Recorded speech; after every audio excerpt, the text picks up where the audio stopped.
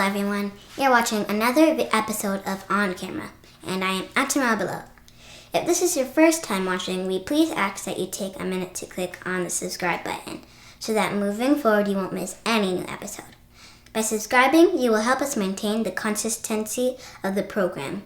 In today's episode, On Camera will take you to Salem, Mass, for an event concerning a talk between Haitians and Dominicans about the documentary Price of Sugar. The event took place at Colon's Middle School in Salem. But first, let's address another important issue. In the fun fact section of the world map and Think Gizmos Electronic Game, when you press a button of an illustrated country, Think Gizmos Game will tell you something about that particular country that perhaps you didn't know before. But when it comes to Haiti, which historically is the first Black Republic, and it shares the same land with the Dominican Republic, Think Gizmos Company deliberately didn't register any information of the first slaves country that freed themselves.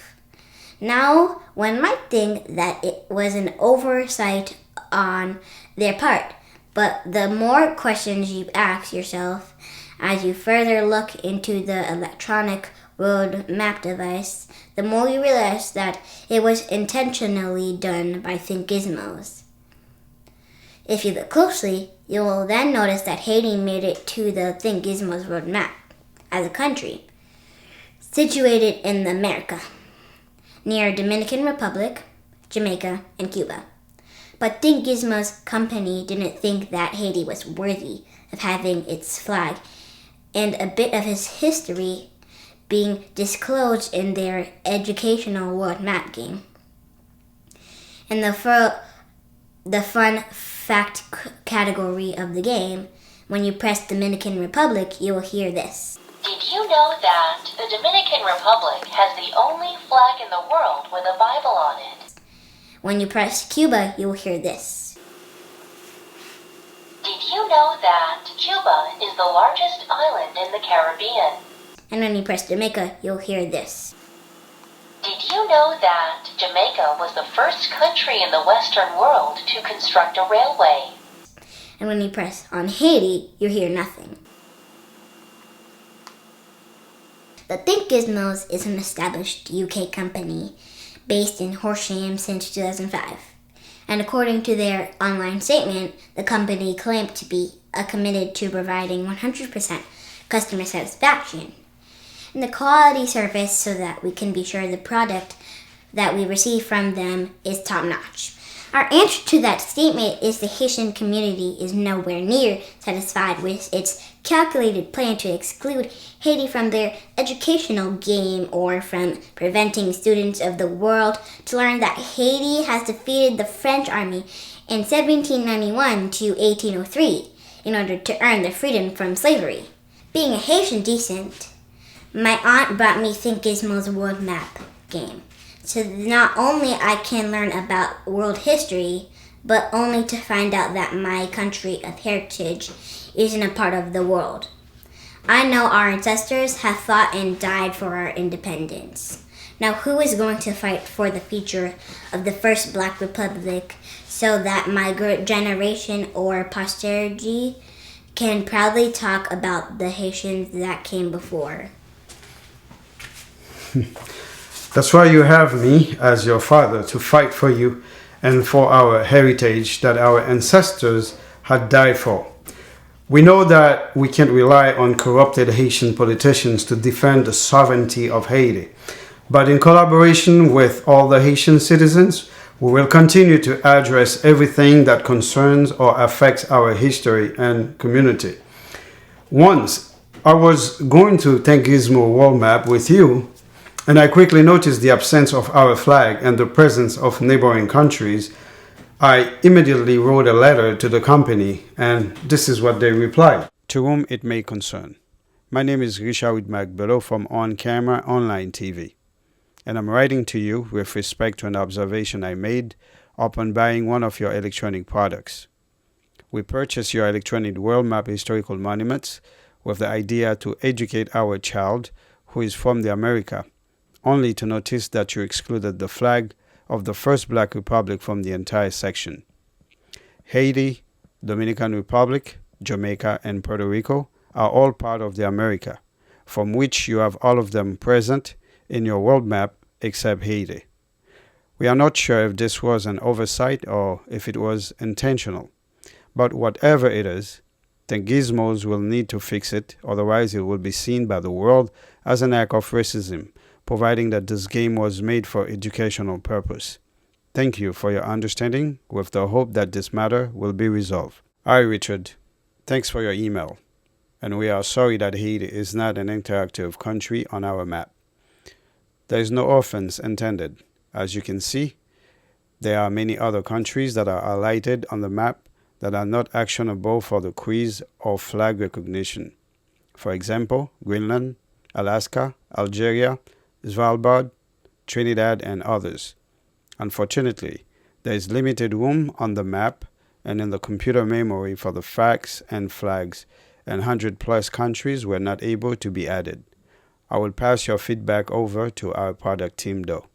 Best regards. I have shared the issue with the Facebook community, more particularly my Haitian people, and most of them aren't satisfied with Thank Gizmo's excuse as to why Haiti's flag and its information didn't make the cut.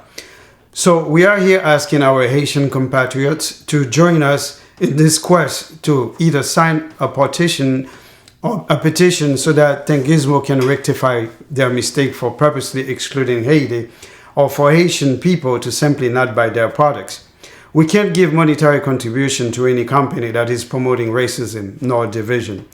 The game is somewhat intended for educational purpose and not to limit the knowledge of potential children who would like to know about their heritage. I'm probably in the same category, as I had no idea what was going on. When I had first heard about this, I had no idea what the relationship between the Haitians and the Dominicans are, but it was definitely eye-opening to see it, and I definitely learned a lot from it, so it was very helpful to see the video and kind of get a better idea of what's going on in the world that I wouldn't follow otherwise and I wouldn't know about otherwise.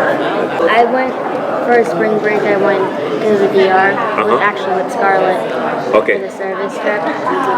That's good to know. But haven't visited yourself? No, haven't visited. Don't really know anyone either. Right. But I've never been to the Dominican Republic. So I was watching the video or the documentary. Right. So I didn't really know what was going on there. I heard. I've seen some image in the past, but I've never seen like a full documentary like that. So, and I think it needs we need to come with some change and everything to maybe to make things better, for Haitians that lives there. I did not know more than just to have heard as a simple statement that there was hostility within the Dominican Republic toward Haitians living on their side of the island. But I had never seen it so played out so dramatically as it was in the film, and it was really, really depressing and dispiriting to see how easily people can be whipped up to a frenzy against people they consider other. It was I just found it very, very disheartening. A woman who was making a speech to the crowd that was rallying outside, that was having a demonstration in the street. And she was a blonde woman who was saying things about how we have to get rid of them all, we have to get them all out, we have to make an uncompromising position. And it was just what is it that makes the other so other? And why do we have to be so in this instance, why do people have to be so hostile toward people who they define as the other? So we compress it. I was struck by, similar to what you said, that connection between sugar and the sweetheart deal that the Dominican Republic still has, according to the film, with the United States to get a very high price of sugar. And and then the terrible conditions that it keeps people, the Haitian people living within its borders, under which they live. And that seems to me that, as Tim mentions, it's so depressing, but I find that I have to find a way to figure out how this can be made better, that it cannot continue this way, because this is in fact slavery, when you do this to people, and that you have to bring the people who are behind the scenes out front, in which that is a business connection of the price of sugar. There's no reason for it to be so high, and if that's a leverage, then it has to be used to bring some justice to that situation. I immediately want to find a solution, of course. That's an interesting point, and that will allow me to go to the next question. Of course, I hear what you are saying, that you were totally unaware of what was happening. So at the same time, there might be things that are very specific that you just learned, like what you shared. Can you maybe think of one thing that you saw that was totally new to you, that had no idea that those kind of things existed, when you talk about relations between Haitians and Dominicans? I do remember being just visually alarmed at the casual violence. I mean, every time you saw someone carrying a rifle, and there were so many of them, it's like, this is like watching the Wild West. Mm-hmm. It's in the film. It was what, 2006, 2000. I think it was something like 2006 or 7. And it's like we're watching scenes out of the Wild West with these groups of men. Posses, they looked like, and they, just carrying rifles down the street, swaggering to try to throw their weight around. I can't imagine living in a setting where that casual, although there are many places I'm sure where it's true. Right. Not where I live. It's not my world. If there was something that you felt particularly strongly about it that made you either in terms of sentiments or reaction either toward the Haitians or Dominicans, or there are things that stood out for you, even one fact or one scene that you felt was particularly strong? Well, like what I saw is I realized that all of those people that are there, and they have no, I don't know if my answer is right, but they have no, they have nobody to, except of the priests, to defend them. So they're by themselves and everything, and it's like they're on the street, and then they're baggage, something like that. That's what I saw. That's what I realized. And there's nobody that can come and stand for them, stand beside them. And that no one's with power. Right. And what I realized the deal with the sugar and everything is involved. Mm-hmm. So and there's some hands behind it. Right. That would never, let any other party to stand for those Haitians. You know what I'm saying? Because they need them, they don't need them. They need them to work hard to do the cane and everything. But this is what I see. This is what I think the thing that probably stood out the most as far as the facts go is the number of people, hundreds of thousands per harvest. I think that was just a crazy amount of people who are basically being enslaved on the plantations. I mean, to me, that's just an unimaginable number of people, and I think that was the point that hit home the hardest, was just the amount of how large this effort is and how big this is that's going on. For me, I thought just how many people were forced into one room. I think in the beginning of the show, it said 100 people would fit into this small room that probably had 2 bunk beds in it. So I thought that was that meant a lot to me, because it was so sad that they're forcing these people all into one giant room. Mm-hmm. What, maybe think about 1 or 2 questions that comes to your mind that you would want to ask to the panel? I think that after presenting such very heavy material with such an enormous problem that seems so hopeless, The question I would want to ask is, where are the avenues for change? I saw a glimpse of that when the people themselves stood with their priest and actually forced the woman and the protesters out of that church. It occurs to me that the church, with its moral force, has to do kind of the same thing and enlighten and educate all of its congregations about this instance and others, so that moral force, in spite of the people in power in our country and in the Dominican Republic, you have to take a stand if this is what you say you stand for. The government has never said we stand for morality, never. And they have never. The history of the Dominican Republic, troubled history, says that. But the church has that responsibility, and this priest was taking it all on himself, pretty much. But the church did not abandon him, and that's why I'm anxious to find out what happened to the priest after that last stage, because the church needs to stand by those people. We'll go around with the same question after watching. Are there things on the panel to explain? What questions would you have? I was struck by that same incident, actually, of the reporter, and she was identified as a TV reporter or TV commentator. The dramatic, right with the dramatic moment where she's caught on camera saying her own crowd, "Take me to see the priest, take me to see the priest."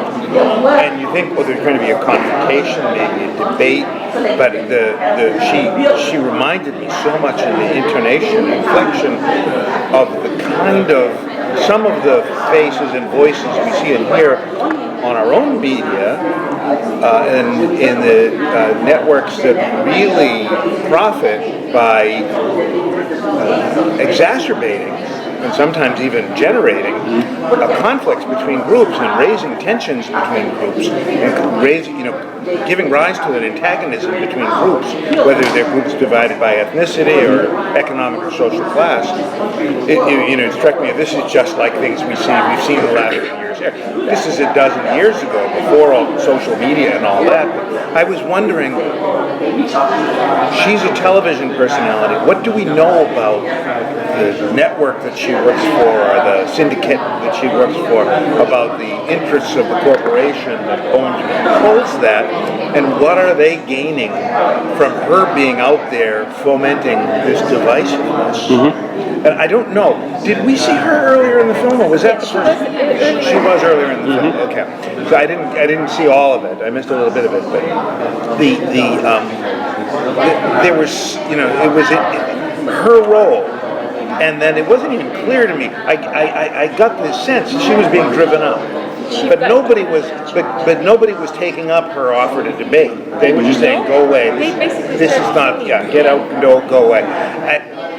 And it's possible that debating someone like that in a position like that is a fruitless, a fruitless aspiration. Right. But just what were the forces behind her, and what led them to take such a strong stance of antagonism and whip up the crowd into this sense of antagonism on the base of their ethnic and cultural differences? And then what's behind that? That was the thing that I found myself wondering. Thank you. Those people, has been to that place for a long time, and I heard the priest said something about Dominicans got their freedom from Haitians, right? This is what is at some point that was the case. At some point, that's I kept that in mind. So my thing is, what I would ask the panel, so for that long time, so what the Haitian government can do for those people to bring those people back to Haiti, and then to create a better conditions for those people, to live a better life and everything. I know right now in Haiti there's some chaos in Haiti, right? So everything is just like a mess in Haiti right now. But I think it's time to say something for those people. The video was released about 12 years ago. Has anything changed? And if so, what has changed? As a result of the video, or just as the a result of changing political forces or other interactions with the world? Yeah, that's great question. In short, we have covered most of the standard questions that were listed here. So I really want to leave it as open exchanges here. Doesn't have to do with the questions, but there are other things that you want to share opinions with. Next step. So you have the magic solution. Concerns, issues. Concerns. Raised an important question about reconciliation. Now, it's important not to force a reconciliation or say you're ready for reconciliation until the people who have been enemies for so long are ready, right?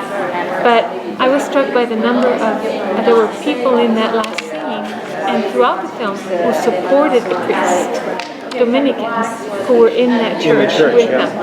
And I think that reconciliation starts with people like that who are willing to pull away from their group and all those fears and prejudices and stand with the people who are being oppressed. And I think that's a start because I do know a little bit about Dominican history, not enough, but I know that in the United States, both groups, Dominicans and Haitians, face very similar obstacles and prejudices. And that's the tragedy of it. It's like they feel some of them are so different from one another, that they're all together in the eyes of the American, let's say people who don't know anything about the history. They see everybody in the same boat, and they're the other. But it's really that idea of those people who stood and said to the reporters, you know that they're paying people. We have closest to me, we have Gary Belizer. He was a journalist in his country in Haiti. He mostly reported on the Dominican presidents in Dominican Republic and reported it back in Haiti.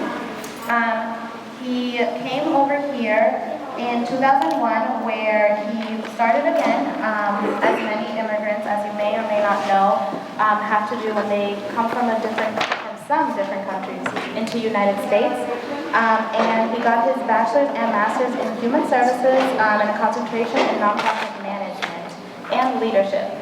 Other than this, some other things that he does is he is involved in teaching the Haitian language and culture in the Boston Language Institute.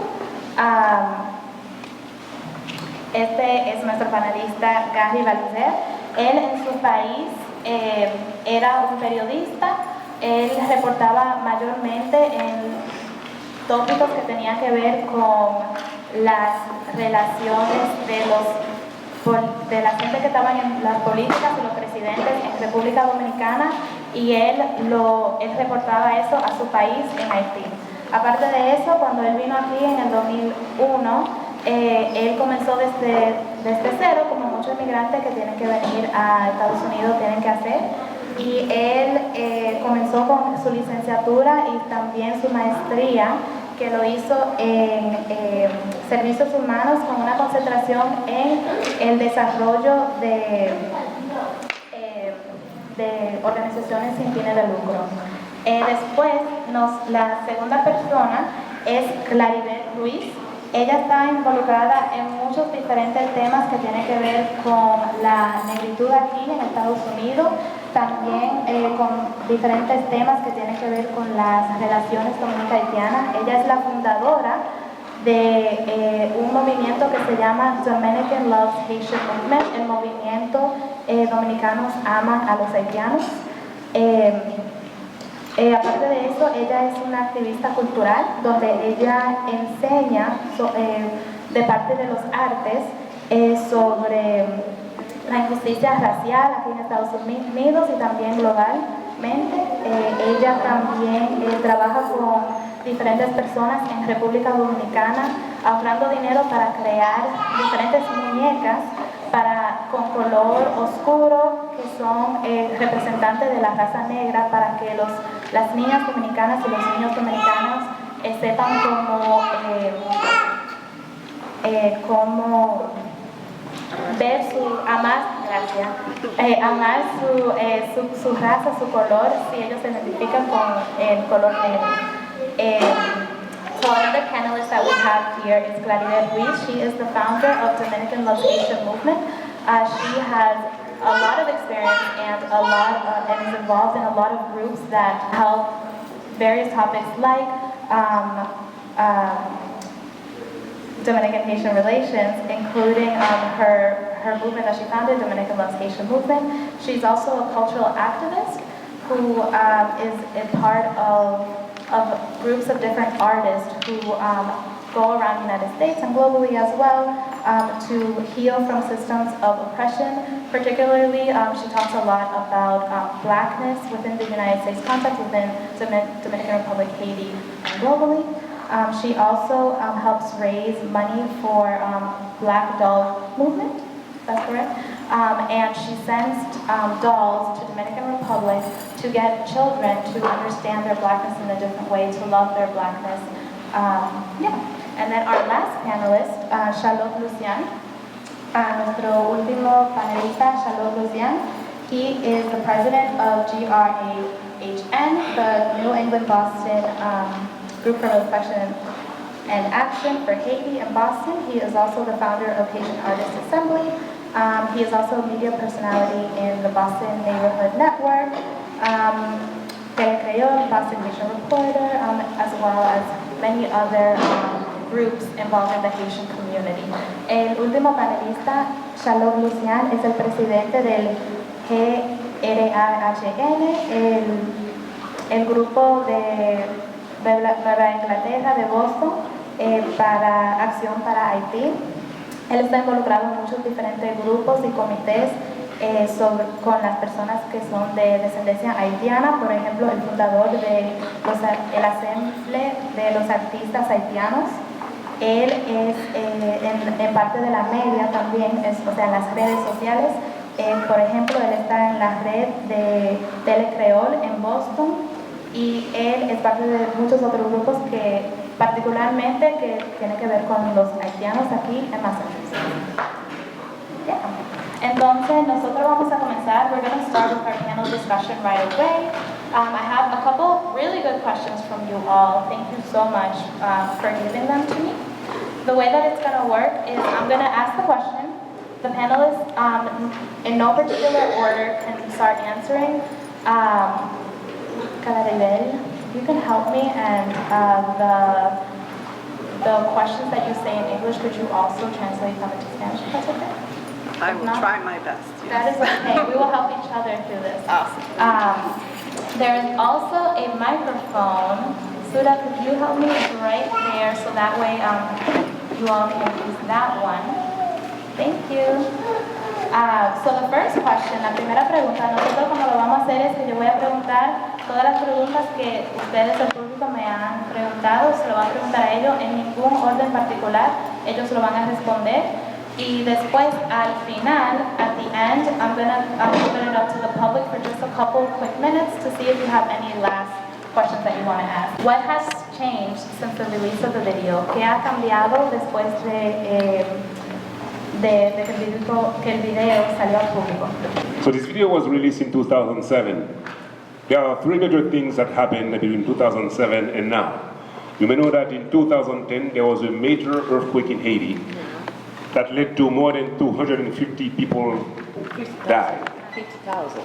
250,000, thank you, died. So that actually, two things happened. There are three nations that right away landed in Haiti to bring assistance and help. That was the Dominican Republic, Israel, and the US. Now you can think about it. The Dominican Republic was in Haiti right after the earthquake to bring supplies, help, medical assistance, and volunteers as well. So this is something that we need to take into account when we look at this movie and we have a certain view of certain people and certain big interests who are actually pushing for those bad things to happen. However, there was a response. But coincidentally, in the same year 2010, the legislature in the Dominican Republic started to work on immigration issues. And what they decided was to retroactively apply citizenship to people going back to 1929, which means if up to 1929 you had no documentation from the DR, you were made stateless. But they never really acted on it until first 2013 when they started to think about how to legalize it, make it the law that if you don't have papers going back to 1929, meaning if you were 50, 60, 70-year-old, you were not Dominican and you were not Haitian. And then in 2015, they decided that they were going to expel and deport people. So there are two things we need to consider. First, people keep referring to these are illegal people, illegal people. They were brought up in the US, in the DR, in the years 1920s, after the US occupied Haiti in 1915 and occupied the DR in 1916, and because a lot of Haitians were expelled from their land, some of them migrated to Cuba or to the DR, and they took them without paper. The second, when some of them are sent to the DR to work in the battles, what did you see in the movie? They stripped them from their identification. So they are no longer a person, they cannot identify themselves, so they are made illegal by the same folks who want to bring them in. So if you have people who came in 1920, 30, 50, and then they have second generation children, third generation children, you have now potentially three generations of people with no legal and no ID. So those folks who sometimes say, these are illegal people, some of them are saying that out of hatred and racism. Some of them are saying that out of good faith because they are just not aware and they are ignorant of the relation. So what happened then, I said the earthquake, and then 2015 there was an outcry because once they started to do that, there was a major case where they took one young man and they applied some hanging on a tree. So once those things started to happen, you have Haitians all over the diaspora, including here in Boston. You have the OAS, American State, right? That started actually to apply pressure through their different diplomatic mechanisms to get the DR to stop that. So they did actually agree after to say, okay, we are going to allow 210,000 Haitians to apply to become citizens of the DR. But this was also a mess because 61% of the 210,000 people were born in the countryside, have never gotten any type of way to document that they've been living in the country, and they were also asking them, if you want to apply, if you have 7 Dominican people who give you some kind of attestation or certification that you've lived around and that you're a good person, we'll give you the paperwork. No Dominican would do that because they fear of being labeled, you are pro-Haitians. So the mess is still happening. The situation has not that much improved, but it's, I would say, slightly better than what we saw back in the days, thanks to the intervention of the international community and to pressure groups here in the US and elsewhere. La pregunta era, ¿qué ha cambiado después que la película ha sido pública? O sea, que ha salido para el público. Entonces mencionó algunas cuantas cosas. Primero, estaba hablando del terremoto que sucedió en Haití en el 2001. Entonces dijo que después de eso, había 3 diferentes naciones que ayudó a Haití. Israel, República Dominicana y Estados Unidos. Cuando eso estaba sucediendo, muchos de los haitianos tenían que ir para diferentes países. Uno de esos países era República Dominicana, que en ese tiempo legalmente lo aceptaron en República Dominicana. También él estaba hablando de diferentes épocas que estaban sucediendo en Haití y también en República Dominicana. Por ejemplo, el gobierno dominicano decidió que en un tiempo, creo que era en el 2013, decidió que todos los haitianos que estaban en República Dominicana, que no tenían papeles, que estaban ahí antes del 1929, que iban a revocar su ciudadanía. Sí, no tenían. Entonces, eso era un problema internacionalmente y mucha gente le pusieron presión a República Dominicana, por ejemplo, en diferentes países de Europa, Estados Unidos, le ponían esa presión. Entonces el presidente de República Dominicana en ese tiempo decidió que tenían que arreglar esa situación porque no estaba funcionando como ellos quisieran. Después de eso ellos trataron de ayudar, pero uno de los problemas que tuvieron era que ellos dijeron que si su familia, entre las generaciones, estaban ahí desde 1929, pues está bien, pueden tener la ciudadanía, sí tienen su documento, pero muchos de esos dominicanos, esas personas que se consideran dominicanos porque estaban tanto tiempo en República Dominicana, no tenían su acta de nacimiento, no tenían sus documentos para poder probar que ellos eran dominicanos o que estaban ahí desde un cierto tiempo. Aparte de eso, ellos intentaron varios diferentes métodos de arreglar esa situación y él estaba diciendo que, por ejemplo, muchas personas que estaban en la diáspora haitiana en Estados Unidos, en Europa, en otros lugares también estaban mirando esa situación y ellos estaban tratando de ser el intermediario entre eso y poniéndole presión también a la República Dominicana para que cambiaran las leyes, o no necesariamente para que cambiaran las leyes, pero para que las leyes fueran más justas. And to strip the citizenship from a lot of people, among them people who were born in Dominican Republic, even though from Haitian parents.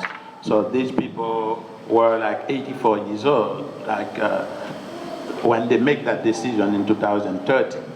And also, what is worth to note is that during this problem, and I remember not only OAS, but CARICOM wanted, to take the problem to the UN. At that time, it was the Haitian government through Laurent Lamothe, who was the prime minister, and Michel Martelly was then the president. And they were the ones who, conveyed that they didn't want to go further with the question.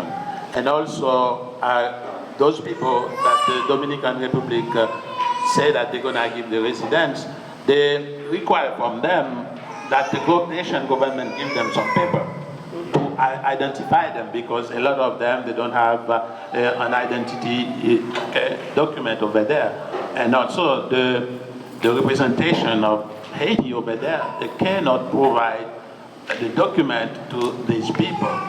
And also, Charlotte, you said there is like an amelioration, but wait to see, because usually when the elections are approaching, so the immigration question get worse between Haiti and Dominican Republic. And I know for sure there will be election in 2020, in Dominican Republic, and the problem will get worse and worse between the two countries. Estaba diciendo Gary es que cuando sucedió eso, que le quitaron la ciudadanía de esas personas que se consideran dominico-haitianos en República Dominicana, muchas de esas personas tenían más o menos 84 años. Una cosa para notar que él había mencionado es que ese problema lo llevaron para las Naciones Unidas y que uno de los problemas era que el gobierno haitiano no tenía esos documentos de esa persona. Muchas de esas personas no era que solamente no tenían documentos en República Dominicana, pero tampoco en su propio país tenían documentos. Más o menos como vieron en la película, que muchos de ellos o le quitan los documentos o van a República Dominicana y no tienen pruebas de acta de nacimiento y esas cosas, entonces era muy difícil para ellos proceder. La última cosa que él mencionó es que cuando los problemas entre los dominicanos y haitianos es más grave o más fuerte es cuando hay elecciones. Entonces estaba mencionando que ahora mismo hay elecciones que están sucediendo y cuando hay elecciones pueden ver en las redes, en la media, que el problema empeora, que ponen más propaganda en contra de los haitianos o en contra de los dominicanos para que la situación empeore de forma u otra. To add to the question, I think that the sugar industry is doing a great job in appearing to do something.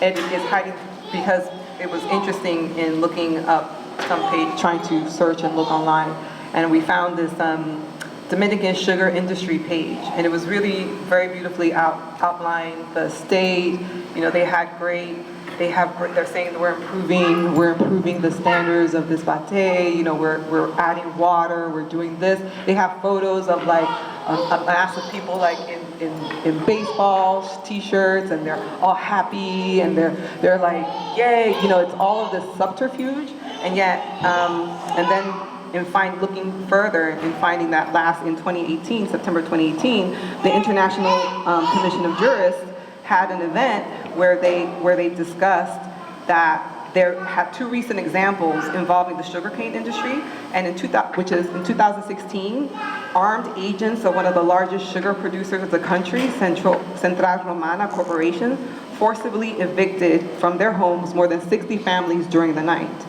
And there were no alternative accommodations given to these people. And then in 2017, the Vicini Group, the second main sugar producing company in the country, used the pesticide glyphosate in such a way that many people were in danger, and that it destroyed the crops of peasant farmers and workers. So here you have just two examples that were given to us, but I can imagine that there are so many more that we may not be able to know that's what's actually going on. So I don't think that they are creating a facade perhaps, but there are still those issues that are going on, that because these bates may be so, there was someone mentioning that they're in places that we may not go to because they're not tourist sites, so you're not gonna go and visit them. So how would you know what's actually happening in the bates unless you're actually physically going and visiting, unless you're actually going and watching them? I think there are people now that are much more aware, but they are still underhandedly doing things to the people who are working there. Hay muchas compañías de azúcar que están tratando de poner en sus, vamos a decir, como su sitio web, en diferentes páginas, que ellos están haciendo un buen trabajo para mejorar la vida de las personas que están en esos bateos. Entonces ellos están poniendo cosas como fotos de gentes con gorras y promocionándolo y diciendo que ellos están viviendo muy bien ahora.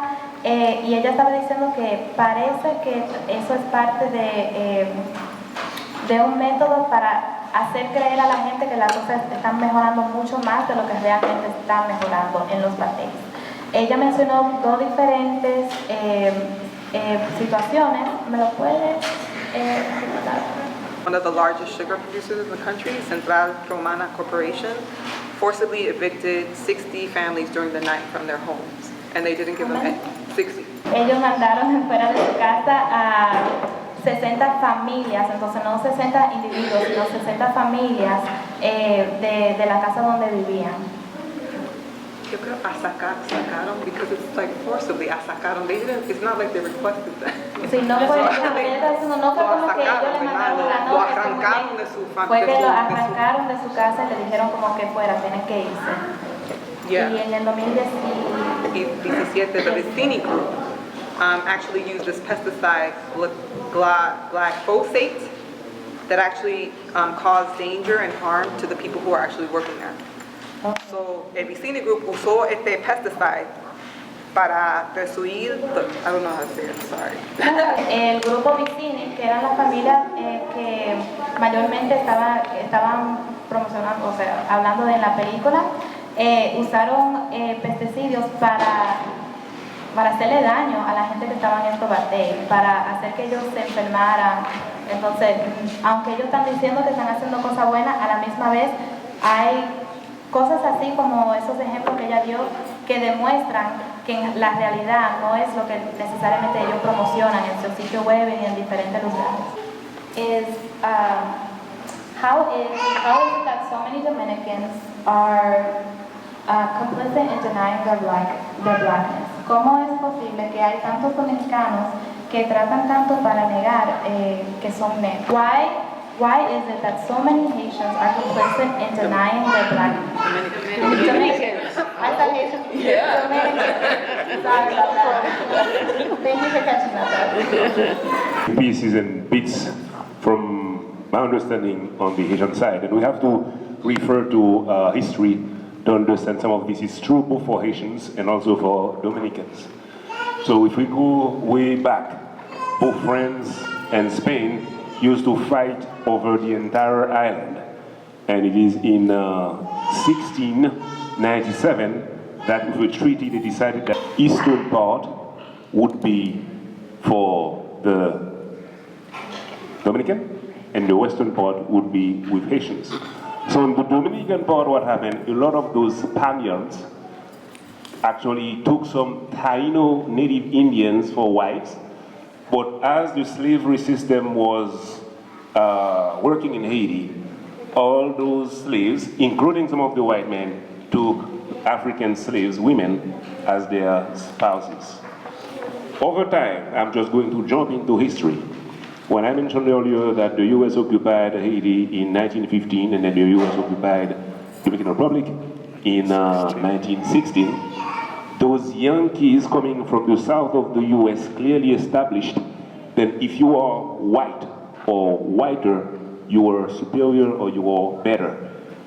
Green eyes, quote-unquote fine hair, all of those things contributed to convince people that there was some kind of hierarchy when it comes to color. We should also say that the dictator back then, who was a product of the American occupation for here, went further to establish that he was using powder to make himself paler and whiter in order to be better accepted by other folks who were white. He even at some point brought, during the 1940s, people who were fleeing Nazi Germany, white Jews, so that they can marry Dominican women. So we find out that over time, both the weight or the impact of colonialism on people's understanding of racial categorization, that's one. We also found that further down the line, US occupation, we also found that the concept of colorism, meaning within the same race, folks who find themselves to be mulattoes. For example, in Haiti, there was at some point a historian who categorized that there was 128 categories of mulattoes in Haiti. Another sociologist in the DR determined that there was 9 types of good hair, bad hair, medium hair, and 14 types of skin color. So all of those things over time led to some kind of brainwashing that gets some people to be very uncomfortable and feeling really racist, even toward themselves, because of what happened in history. So that's part of my understanding of the issue.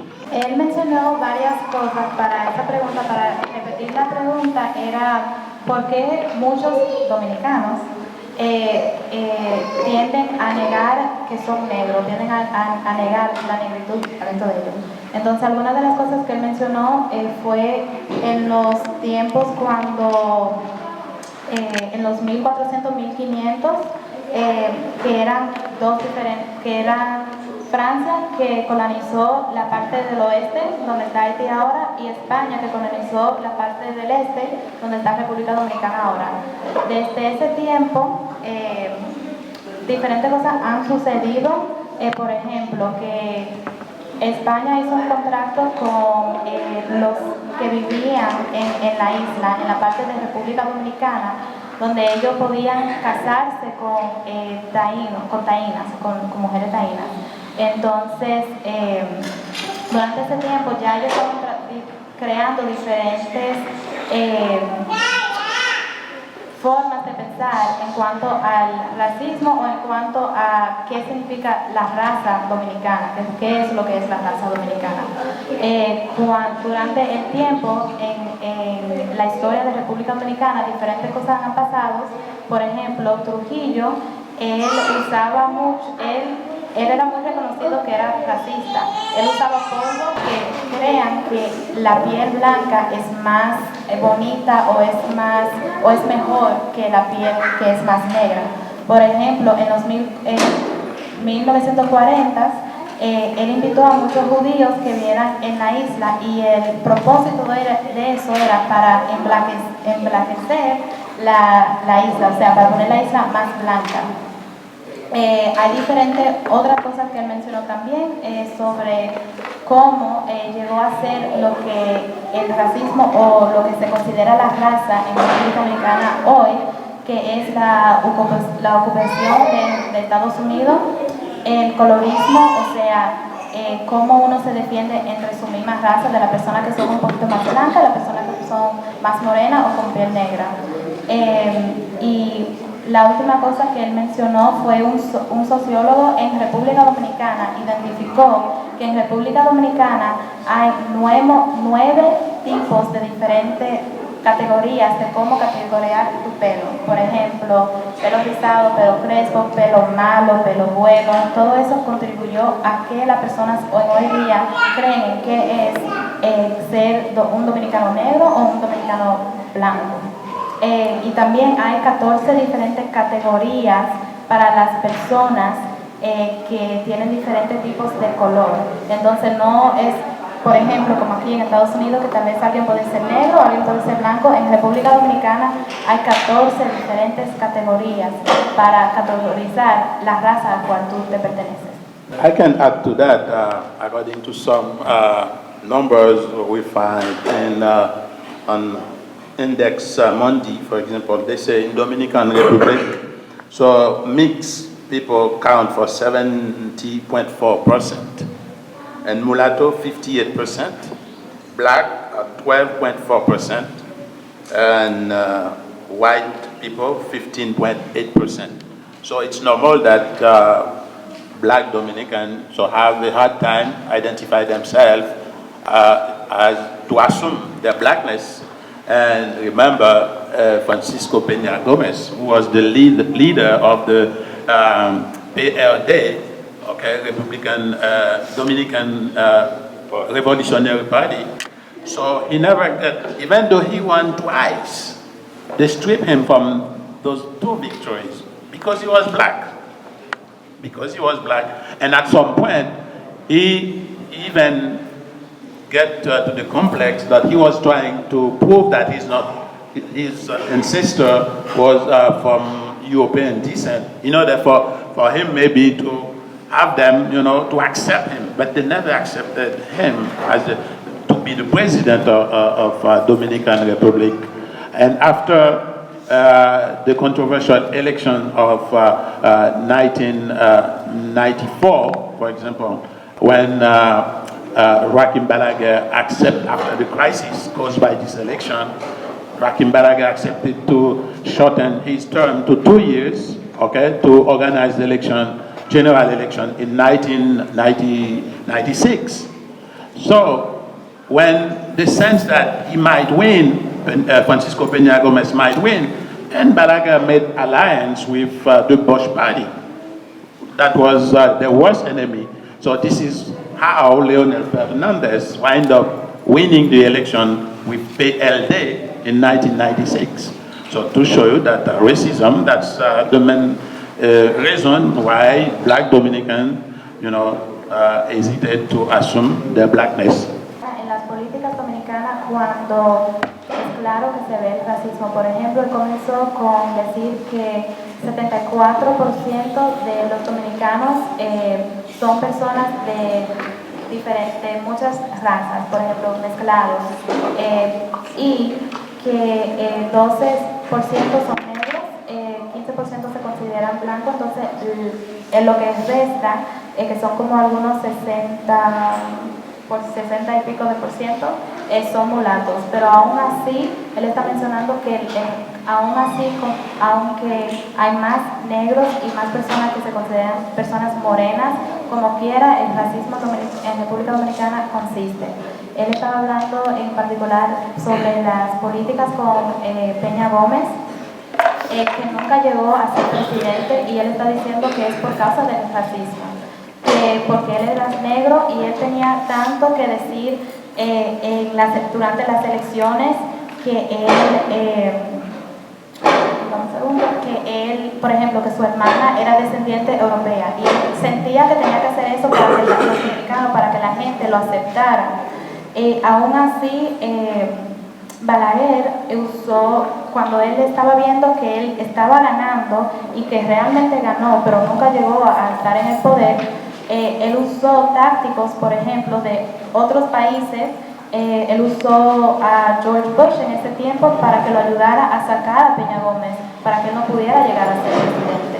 También usaron a diferentes otros políticos en Estados Unidos para también poner a Leonel Hernández en el poder.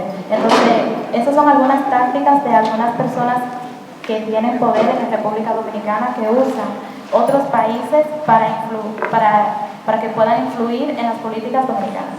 We have been institutionalized to believe that white people are superior. And therefore, if white people are superior, then anything else other than that, we are not superior. And of course, people don't want to be someone who's not superior, right? You don't want to associate with that which you are. One of the, this beautiful Native American woman, Andrea Smith, in an article that she wrote about through the 3 pillars of white supremacy. And in her theory, one of the, I'll just read you the one about slavery, enslavement, right? And that inside of slavery, white supremacy renders black people as inherently slaveable as nothing more than property. And so therefore, what human beings would say that they want to be property, which is why most Dominicans don't want to even use the word negro, because it inherently infers that sense of blackness, that sense of slave, say it again? Property, yeah, that it literally equates that, it could equate that. And so one of the things is the use of language, how language is used inside of a culture that constantly constantly insists that we don't want to be that, right? That constantly wants to negate that association to what has happened historically.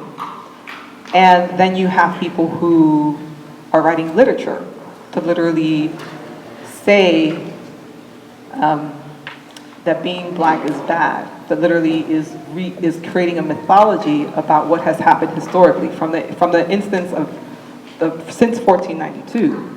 Most of us have been taught Christopher Columbus was sailing the seas, right? And that he miraculously found the usage of the word discover in itself is problematic. The reality is that he was lost. That's it. But we do not, there are people who are informing us, and they're talking about history in a particular way that actually negates the reality of what is happening. The reality of what has happened. There was genocide that was committed in 1492. All that literally then created, they needed other bodies to actually work the plantations. They knew that they literally committed crimes. There were people who were unable to work the mines, so they went to other islands. So they were in the island of Hispaniola. They were decimating the island of Hispaniola with the natives, so they went to the other islands to find more natives. And when they couldn't find more natives, they went to Africa to find Africans and brought them to here, to this side of the world. So there's the mythology of history. There's the usage of language that negates blackness, that hides the truth, the reality of what has happened. And then there are people who are the ones who are telling our stories. Most of the stories of history books are the ones by white people. And they're going to tell their story saying that they're the ones who were successful and everybody else is not. Because Christopher Columbus discovered America. But it was here long before he did anything. And these people were here living their good life until he arrived. And so I think, we have this. And then you have people in government like Trujillo who comes along and wants to reinforce these ideologies that he has been brought under white supremacy as well. So he wants to reinforce this ideology of white supremacy and completely strip the understanding and the history of who we are as a people, as an African people, as an indigenous people, because the blood is in the land of all the native people who were there, who were decimated. So I think that is some of what is taking place with Dominicans in regards to denying of their blackness. Ella tocó diferentes temas sobre la palabra y qué significa ser negro en República Dominicana. Ella está hablando sobre diferentes mitologías que nosotros tenemos en nuestra cultura y en el contexto dominicano, y también ella habló del contexto estadounidense y en el contexto en todo el mundo realmente, que nosotros tenemos instituciones que quieren reforzar esta idea que ser negro es malo. Ella habló sobre una autora, Andrea Smith, que ella es una indígena, que estaba hablando sobre qué significa o cómo no asociarse con el nombre negro y qué es malo de ser negro. Ella tocó uno de los temas de Andrea Smith, que es la esclavitud, y que la palabra negra o negro muchas veces lo ponen junto a la esclavitud, y que en el contexto dominicano, por ejemplo, no quieren reforzar esa idea que son negros porque esa palabra está considerada todavía como algo malo, como la esclavitud. Después ella continuó hablando con el idioma que nosotros usamos y que nosotros no queremos ser asociados con algunas palabras que no se ven como algo bueno, y más cuando están en diferentes instituciones y que siguen educándonos que esas cosas particularmente son malas, como ser negro. Y que cuando tenemos algunos líderes como Trujillo que siguen enfocando eso y que siguen poniendo eso en las escuelas, en el gobierno, en todas otras partes, y las personas siguen creando ese mito y siguen educando con las mismas ideas y las mismas mitologías, y por eso que permanece como está permaneciendo ahora en República Dominicana. One last question. We are going to have to end a little early. I did not get to all of the questions due to time, but thank you all for being so attentive. Why does the Haitian government need so much help, and why does it not help its own people? La pregunta es, ¿por qué el gobierno haitiano necesita tanto ayuda y por qué no ayuda a su propia gente? So when we say the Haitian government, a couple of things we need to keep in mind. The Haitian government is the result of years of Haiti being victim of international either pressure or mismanagement or prejudice, for all kind of reasons that are historical. So that would be one. Second, this Haitian government also often has individuals who are corrupt, either because they are puppets of a segment of the international community, or also because some of them are in collusion with corrupt leaders in the Dominican Republic. I'm saying this because on both sides you find people who are benefiting from the corruption, and part of it is our duties, those of us who can vote here, to really vote, elect leaders in the US who can enact policies that will influence or remove those individuals either in Haiti or either in the Dominican Republic when they are corrupt. I won't get into naming names, but we have plenty of reasons. So until we have a clean government that is again not in line with those folks, either in the national community or in the DR who are benefiting from the system, it will be difficult to help. So we in the diaspora, by acting to change things, will ultimately force this kind of change, and that will benefit people. So again, vote, or as we say, let the younger generation marry among themselves, because they don't have actually the weight of history to mess up their brain, and they can help change. I hope that we'll have a chance to get them to explain that. Thanks. Yeah, thank you. ¿Por qué el gobierno haitiano necesita tanto ayuda y por qué no ayuda a su propia gente? Lo que él en resumen, lo que él dijo es que muchos de los problemas que tiene Haití ahora mismo y su gobierno es por influencia de Estados Unidos y otros países en Europa y otros países con poder. Entonces, muchas de las acciones que han tenido que hacer el gobierno de Haití es debido a esa presión que han tenido de la comunidad internacional. Aparte de eso, otros individuos en el gobierno haitiano son corruptos. Y él dijo también, sinceramente, también ellos actúan basado a lo que le dicen que las personas en la comunidad internacional le digan que hagan. También hay mucha alianza entre los que están en el gobierno haitiano y también en los que están en el gobierno dominicano. Y muchos de los que están en el gobierno haitiano y el gobierno dominicano están comunicándose y siendo realmente corruptos entre las leyes y las legislaciones que ellos deciden hacer. Lo último que él mencionó fue que una cosa que nosotros podemos hacer aquí desde Estados Unidos o desde otros países que no están en República Dominicana y en Haití es votar, porque como hay tanta influencia entre los gobernadores aquí en Estados Unidos y lo que sucede en República Dominicana y también en Haití, las personas que nosotros elegimos para que estén en este gobierno pueden influir lo que sucede en la isla. So this is a question that I constantly ask myself, like, why is it that Haiti is in such a dire situation?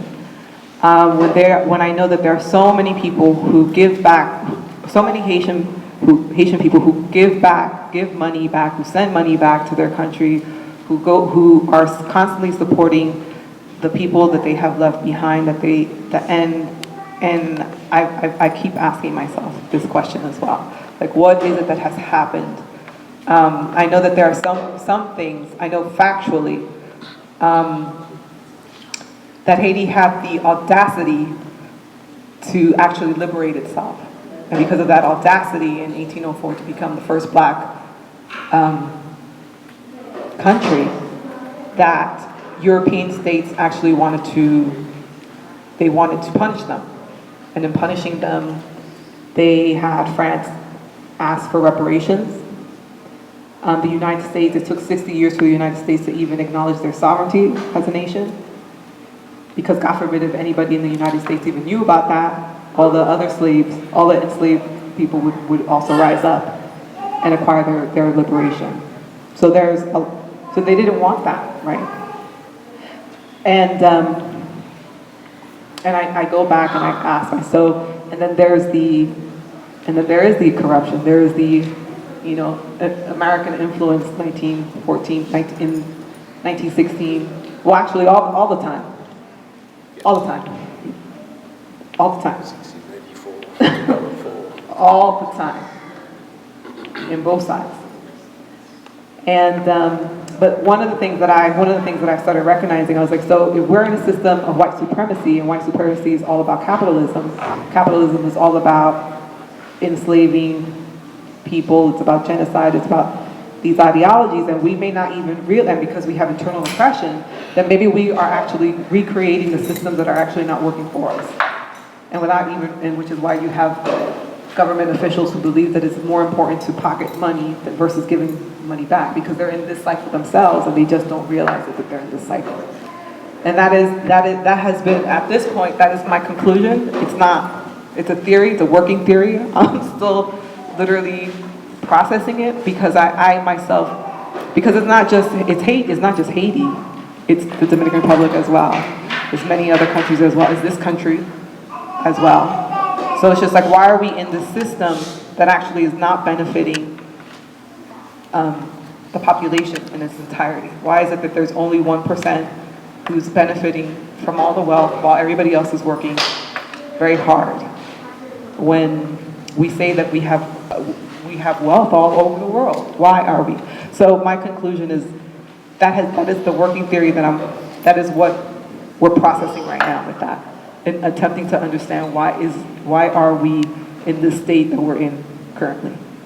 Primordialmente en Haití ella dijo, Haití se atrevió a liberarse del poder francés y lo que resultó de el gobierno de Haití y la gente de Haití en ese tiempo, y por eso que ella dice esa palabra, que ellos se atrevieron a liberarse, es porque cuando eso sucedió, ellos tenían que pagar mucho dinero para atrás, para Francia y para otros países, por ellos liberarse.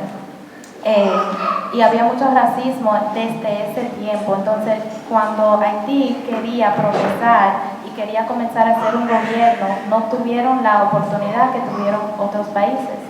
Ellos comenzaron su gobierno con una deuda inmensa porque los otros gobiernos de esa época querían enseñarle a Haití que un gobierno no podía ser negro, que un país no podía ser negro. Entonces hicieron todo lo posible para ellos no permitir que ese gobierno llegara donde pudiera llegar si no le hubiesen ponido todos esos límites. Aparte de eso, hay otros países, por ejemplo, Estados Unidos, que duró 60 años después de Haití decir que era independiente, que era un país. Duró 60 años nada más para Estados Unidos, solamente para reconocer, no para hacer contratos con ella, no para hacer diferentes contratos entre diferentes países, para solamente reconocerlo como país. Duró 60 años. Y otra cosa que Estados Unidos estaba haciendo es que durante los años ellos seguían metiéndose en las políticas haitianas y también en las políticas dominicanas que Claribel estaba mencionando.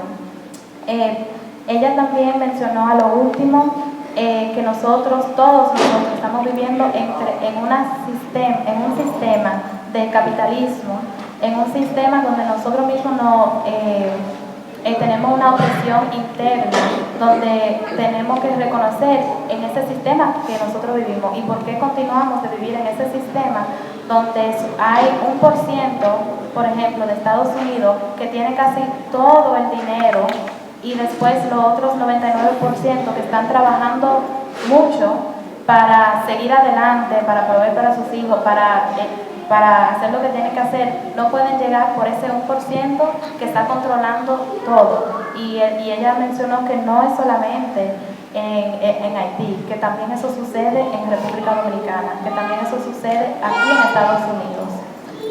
Y esta es una teoría que ella está pensando que por qué la situación está así en Haití es por el sistema que nosotros vivimos, que estamos recreando cada año, cada día más. There is also the geographical position of the two countries. For example, Haiti is only 1/3 of the island, and Haiti has the mountains, while Dominican Republic has the 2/3 of the island, and they get the valleys and the plains. That's one reason too. And the second reason, it's also about the conspiracy theory against Haiti after the independence. And instead of helping the young nation and the big nations at that time, France, England, and the US, so they make like a cycle. They want to strangle the young nation. And on top of that, France, okay, they asked Haiti to pay for the independence. So they requested 20 billion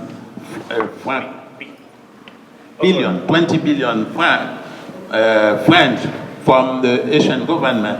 And at that time there was, so they've been asking that, but the president who decided to pay them, to pay the French colonies, okay, for the plantation they lost during the independence war. So it was Jean-Pierre Boyer, okay, he accepted that, and it took Haiti like a lot of different governments to finish to pay that money.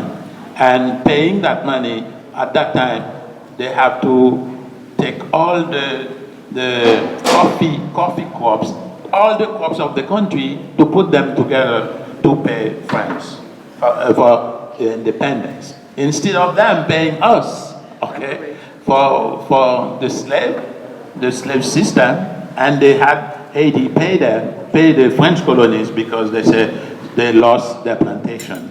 So that's, to me, that's those two reasons to add to the other reason.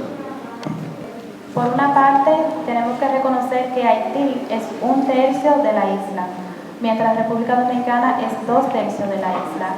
Y en Haití, geográficamente, en el oeste es donde están la mayoría de las montañas. Y eso lo hace un poquito más difícil para cultivar diferentes tipos de comida. Y en República Dominicana, donde existen montañas, pero mucho menos que en el lado de Haití, es mucho más plano y la tierra puede funcionar mejor para esos cultivos. Otras teorías que tienen es sobre la conspiración que tienen en contra de Haití. Cuando ellos ganaron su independencia, ellos no tenían una ventaja como tenían otros países. Ellos tenían que pagarle a Francia 20 billones de dólares en ese tiempo. Y el presidente lo que decidieron hacer para poder pagar esa deuda era usar todos los cultivos que ellos tenían, porque no tenían de otra, para poder pagar esa deuda. Entonces, en vez de dárselo a su pueblo, a las calles, a todo lo que necesitaban para hacer que un país funcione, ellos tenían que usar el dinero que ellos tenían para repagar esa deuda. Y él también mencionó al final que si ellos no tuvieran que pagar toda esa deuda y al contrario, los países que lo pusieron a Haití como esclavos, que lo esclavicieron, él dice, en vez de ellos pagarnos a nosotros por tener que ser esclavos, nosotros le teníamos que pagar a ellos por ser independientes. Can I also, I just also want to add, because I just remember, NGOs go into Haiti and they actually, like for instance, after the earthquake, can you remind me who was supposed to build homes? Red Cross. Oh yeah, thank you. The Red Cross was supposed to, right, $600 million and they only built 6 houses. So where did the other money go? And you also have the Clinton administration the Clinton Foundation, thank you. So please add on the Clinton Foundation so the native pig to Haiti was actually extinct, right? Because of the Clinton administration. And they had surplus rice, or they had rice in Arkansas that they wanted to actually, because the government wanted to augment, the United States government wanted to augment its own money for the rice workers in Arkansas. Am I correct in that? So why is Haiti a poor country? If you have the machinations of the United States and many maybe other countries that we don't know about actually going and manipulating. So you also have, and so inside of that, then you have the erosion, as you were saying, the erosion of the land. So how is that going to support creating an ecology that can actually bring in stability to a country as well? So I'm still working through this theory, but I really think there's this punishment of this government, this country, who was like, I think they're constantly punishing Haiti for being the first Black republic. That's just something that I constantly go back to. Para resumir, lo que ella mencionó, para agregar a la conversación que ya estábamos teniendo de por qué Haití está en la situación que está, es primordial. Ella estaba hablando de las organizaciones internacionales que están en Haití, que dicen que están ayudando a Haití. Hay mucha corrupción entre esas organizaciones. Por ejemplo, ella mencionó una organización que se llama The Red Cross. Ellos tenían $600 millones para ayudar a Haití, para crear casas después del terremoto. Y de esos $600 millones, solamente crearon 6 casas. Aparte de eso, otras fundaciones que están ayudando a la situación actual que está en Haití es la fundación de Clinton, que están ayudando. Gracias por esta corrección. Que ellos convencieron o casi obligaron al gobierno Haití que no produzca su arroz para que los americanos, para que los estadounidenses puedan usar ese arroz, mandarlo para Haití y venderlo mucho más barato que la persona en Haití que está cultivando el arroz. Entonces así los haitianos, sí, díganme ustedes, si hay un arroz que está más caro o uno que está más barato, ¿cuál es que ustedes van a comprar? El que está más barato. Entonces usaron ese arroz que lo estaban vendiendo los americanos, y durante esa época todos los que estaban cultivando arroz en esa época ya no tenían que vender, porque ya el gobierno americano habían puesto su sistema y sus reglas para que solamente pudieran usar el arroz americano y no el haitiano. Entonces ella, para terminar, ella dijo, entonces, ¿por qué Haití es un país pobre? ¿Por qué está en la situación que está? Bueno, en resumen de todo lo que han dicho y la manipulación del gobierno internacional y las reglas y las legislaciones que ellos ponen encima de Haití. Y ella mencionó que la teoría de ella es que siguen castigando a Haití por ser la república primera de gente negra, que todos los años, mientras las cosas suceden, todos los años siguen siendo para castigar a Haití por su primer pecado, según los ojos de la comunidad internacional, por ser realmente el primer gobierno negro. Thank you all for coming here. I'm Elsa Rincon, the founder of the Welcome Immigrant Network. We've been working grassroots, all volunteer-based, in the North Shore area since 2013 to support recently arrived immigrants by providing orientation, advocacy, and support. And we support immigrant professionals to re-enter their field here in the States. So I have information back there if you want to walk away with some awesome information. And next Saturday we are hosting the film documentary of Hay un país en el mundo, translated to There's One Country in the World, looking, strength-based model people, at the positive aspects of the Dominican culture, meaning to bring intergenerational Dominicans together. So for those older Dominicans to reminisce about the old times, and the younger ones to be exposed to the Dominican culture that they're not getting living here. So there's information in the back. Thank you. Isabel Rincón, fundadora de la red de Bienvenidas a Inmigrantes. Hay información en la mesa de atrás. Ayudamos a los recién llegados con orientación y abogacía en el país, y a los profesionales a transferirse a su profesión antigua una vez que inmigran aquí. Y el próximo sábado tenemos el documental Hay un país en el mundo, celebrando lo positivo de la cultura dominicana. Thank you. It's like we're speed dating here. Speed dating. The next presenter, do you know a witness? Unfortunately, they couldn't be here because they wish that they had known about this event years ago. But I'm able to bring Gizmos with me, who is also one of the actors from this wonderful movie called The Island Between Our Love. So basically, this film is about Haiti and the Dominican Republic. As you know, from watching the documentary, you have already grasped, some ideas about, the story between the two countries. Like I always say that Haiti and the Dominican Republic, they share the same island. The land is not going to go anywhere. So basically, this movie shows that they have to find a way to coexist. And this movie is about love. It's about unification. It's not about the division that former administration have tried to create in order to divide, the two countries. So basically, I believe, this era and the past, a different era, different generation. Now we are better people. We are different generations, so therefore we can do better. We can live in harmony, and the movie is basically promoting love.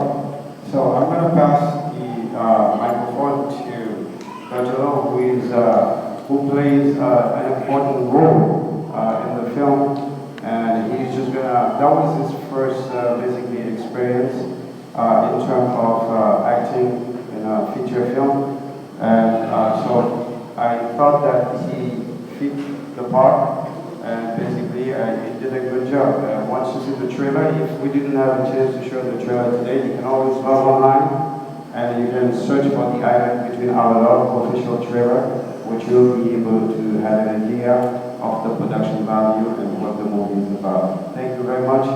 Again, I'm with my brother on the director. Good evening. My name is Gizmos Electronic. It's a pleasure for me to be here tonight and to talk about the subject about Dominican Republics and Haiti and all of those things. So it was my first role in the movie. So like you said, just an one role in the movie. So I think it would be like a big pleasure.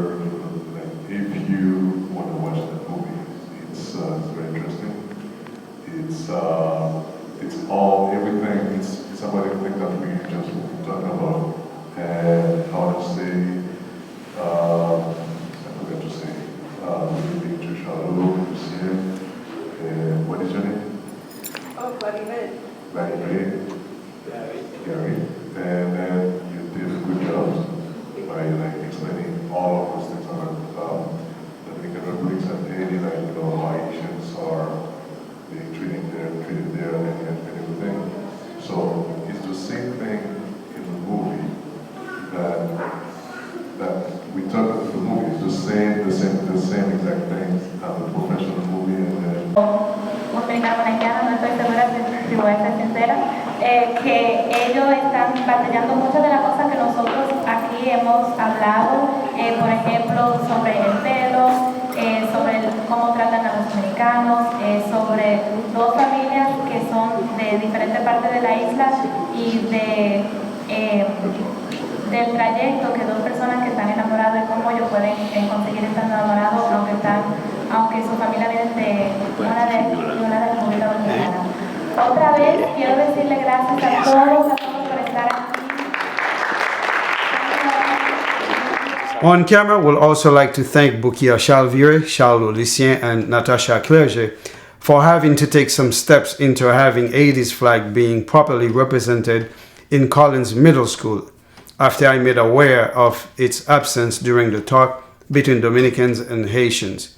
If you have observed anything that is worth looking into because you judge that it can affect our community, don't hesitate to write to us so together we can bring awareness to everyone. Please encourage others to like and subscribe to On Camera Online TV so we can have more strength to fight for issues that affect our community. United, we are strong. I'm with Mac Bello. And I'm Atamala Bello. For On Camera, your online TV. Thank you for watching and please share the video with others.